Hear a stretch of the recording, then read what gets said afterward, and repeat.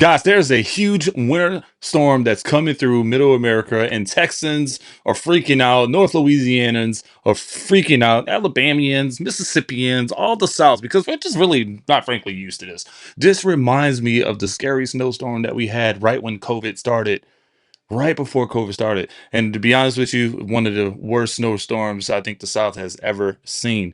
But let's just jump right into it because grocery stores are selling out. People are panicking. Businesses are just worried about shutting down. So let's just see what is going on. Take a look at it. This right here is what happens when you live in Alabama, and James Spann says there's a slight possibility of some bad weather. Milk gone, bread gone, your eggs is gone, don't have any lunch meat to be found. Now keep in mind the bad weather ain't even forecasted for another 3 days. Oh, honey, grab us some bread. Just don't mess with that wheat. I'd rather starve. Man, what's wrong with the wheat bread? You know what's crazy?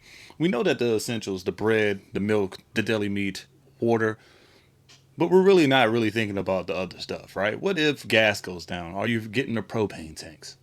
Is your grill ready to go just in case? You know, you got to go grilling out, whatever it may be. You got to think utilities take a big hit. The electrical grid can take a big hit.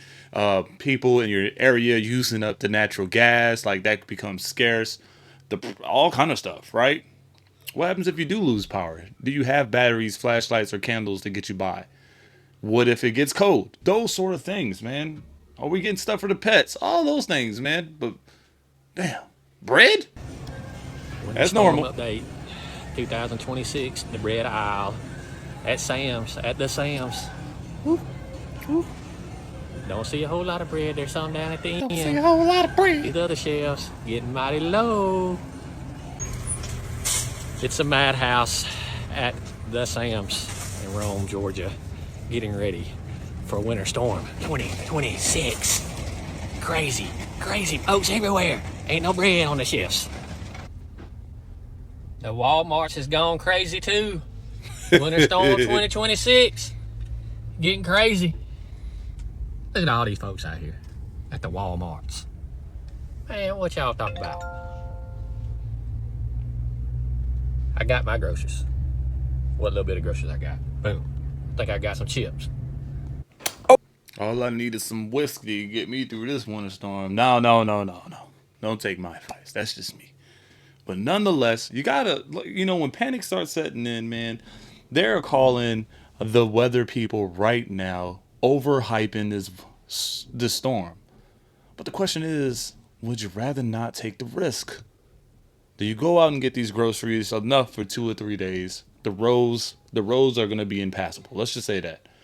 Dangerous road conditions. I wouldn't advise. I had my own personal experience, a near-death experience. Well, yes, as that 2020 storm came in, was not prepared for it. Didn't know what to do with it, and hit a little patch of black ice, quote unquote.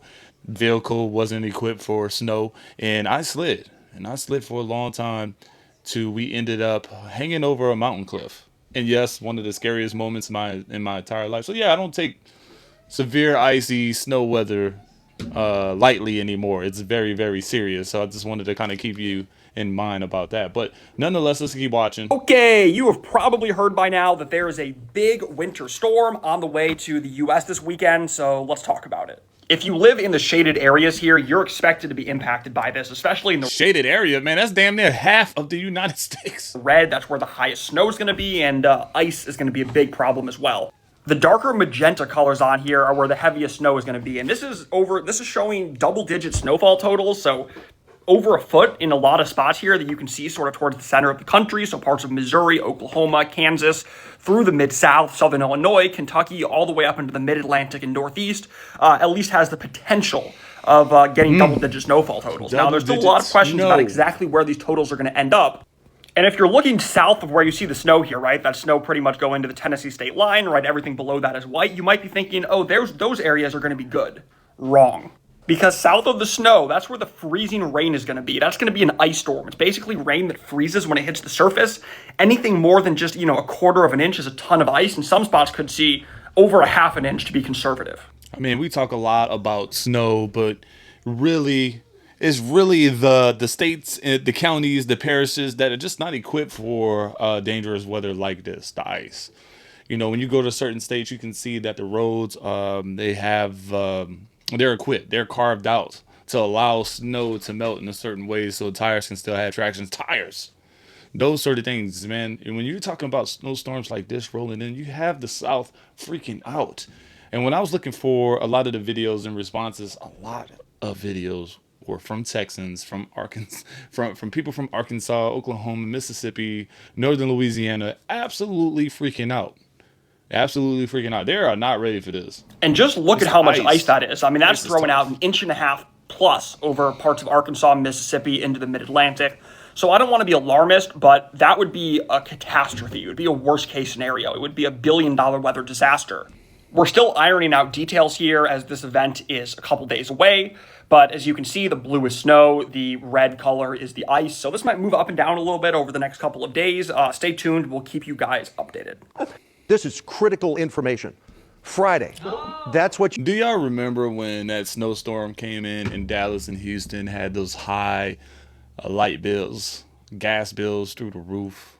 They were jacking up the prices because of the storm and the grids, and charging people thousands of dollars for their usage based on current use prices, market price, gouging people in the most the hardest way in the time they needed it the most.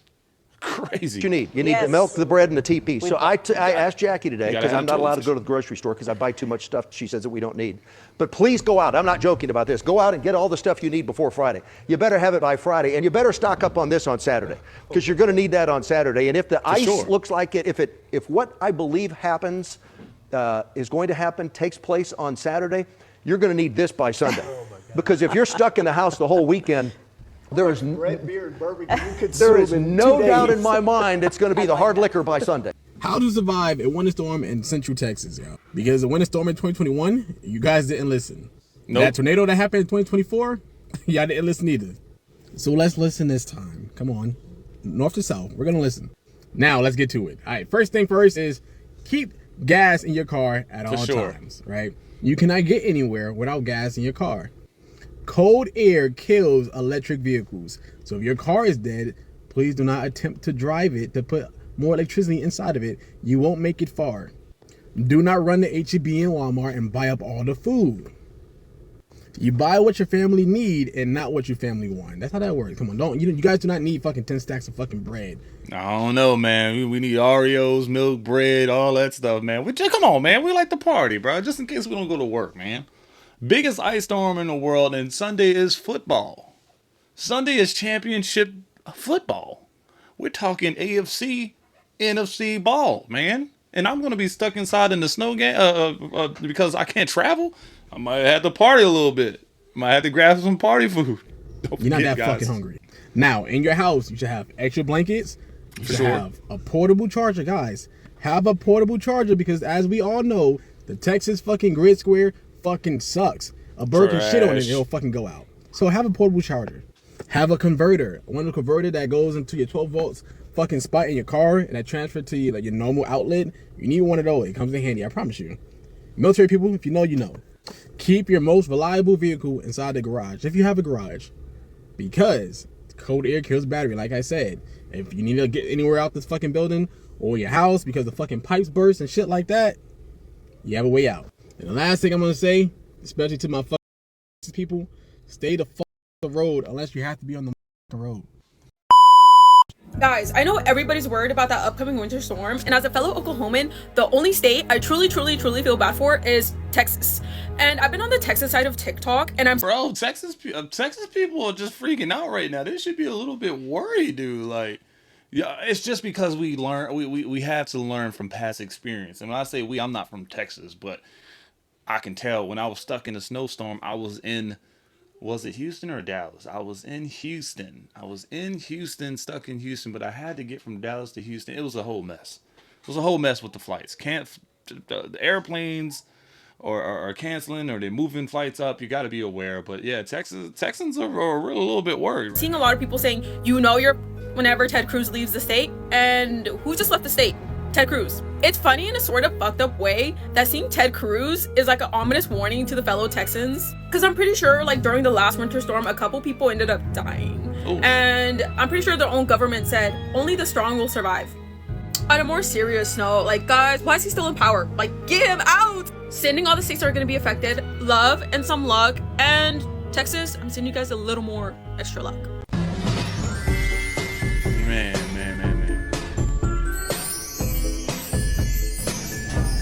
Ooh, it's tough out there. Jeez. If you guys have Look, at the end of the day, you got to go get your essentials, guys. Don't just be the last people. Don't just think that you just don't need it because of what, but you just never know. You don't take the risk. Just water, a few things to get you by, battery, lights, candles, like I said. Like, almost prepare like it's a wet storm pretty much. But, you know, the guy was right. Your chargers, your portable chargers, those things, because they do come in handy. not heard yet that we're about to have the worst storm of our life, as they're calling it, then you live under a rock. That's but a hi, stretch. I'm a The worst storm of our life, that's a stretch. That's weather people overworking this. We're tuning it in. Man, they're getting the attention right now. They are working in and probably trauma bonding you guys for sure. For sure.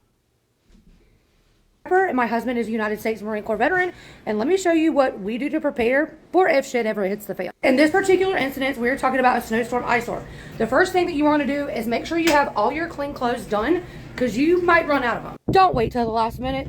Go ahead and get them done now. This is our garage. Upstairs in our attic, we probably have enough food and supplies to run a small hotel/hospital for about 30 days. The next thing you want to make sure that you have is your kerosene and your kerosene heater. Now, what's important about kerosene is that if you burn it too low, then it creates a lot of black soot. If you burn it too high, then it can create carbon monoxide poisoning. Make sure you check your user manuals to know how to start these things, and make sure you have enough fuel to last you for several days. Next affordable thing you can do is get you some charcoal. We've had this. We keep it on standby. Charcoal will help you filter things like water if you need it. It also can be a cooking source and a heat source. And if you don't have a grill, the best thing you can use is your oven rack. And trust me, you can cook steak, chicken, vegetables, all on that, and it works well. But what I do recommend is some aluminum foil or some disposable pans like this, because the water that you do have, you're going to want to conserve, and you don't want to waste it actually washing dishes. Also, if you don't have anything to cook in, your old ordinary can like this, you can absolutely cook in. Don't take the lid completely off. Maybe ventilate it. Take the label off. Wash the outside. You're good to go. Another thing you want to do is get out your camping coolers. Make sure they're ready and accessible and cleaned out and ready to go. When you lose power, because we probably will, you're going to want to keep your refrigerator shut as much as possible. If and when you do lose power, you want to go ahead and get all of your frozen meats and things like that in these coolers and get them outside, because it's going to be cold enough for them to stay cold and frozen outside. This is just an old throwaway grill that we just kind of keep around for situations like this, because this can also be used as a heat source. And what I mean by that is we redneck some stuff around here, so we will take this smokestack right here and give it some ventilation out one of our windows and seal that window up, almost kind of like you do when you have an AC unit. Another big thing is if you have power banks, go ahead and charge them now. Some of these bigger power banks like this take a lot longer to charge than, say, ones like this that are smaller or have a flashlight on the end. We do have very big ones that are like inverters that it takes about 2 to 3 days to charge them fully, so those are going right. Also, something else that you can do is make sure if you have to go out, if you don't have to go out, don't go, but if you have to go out, make sure you have an emergency kit in your car. Waters, snacks, couple layers of clothes, blankets, those kind of things. And also make sure that you have a set of jumper cables and something like this that is an electric air pump to pump up your tires. We have another one that has all of it in one, and we just keep it in the back of the car. You want to make sure that when you're stocking your car, you want to have enough for 2 to 3 days per each person in your family. So like for me, it's me and my husband and 3 kids. So I would make sure that I had enough in my car for me and the 3 kids and my husband for 3 days. So that's 72 hours. Don't say that. That is fire, man. She is absolutely cooking. I hope y'all learned something, guys. I wanted to go ahead and share something for us to learn, to be prepared about. The winter storm is coming, and it's right around the corner. Don't take any risks if you don't have to. Stay off the roads if you can. I'll see you on the next video. Thank you again.